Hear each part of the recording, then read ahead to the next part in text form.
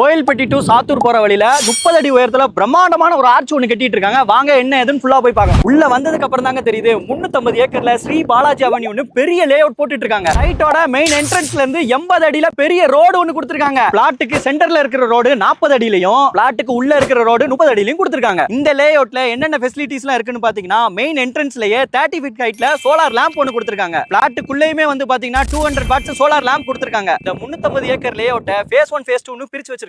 அது போக லேண்டுக்கான ரெஜிஸ்ட்ரேஷனும் ஸ்டார்ட் பண்ணிட்டாங்க. ஆல்ரெடி இங்க 15 வீடு கட்டிட்டு இருக்காங்க. அதுல 4 வீடு சேல்ஸும் ஆயிருச்சு. அது மட்டும் இல்லாம இந்த லேஅவுட்ல 24x7 15 செக்யூரிட்டிஸ் எப்பவுமே இருப்பாங்க. சோ சேஃப்டிக்கு ப்ராப்ளமே இல்ல. இவ்வளவு ஃபெசிலிட்டிஸ் பண்ணிருக்காங்களே, இது கேட்டட் கம்யூனிட்டி சைட் தானே யோசிக்கிறீங்க?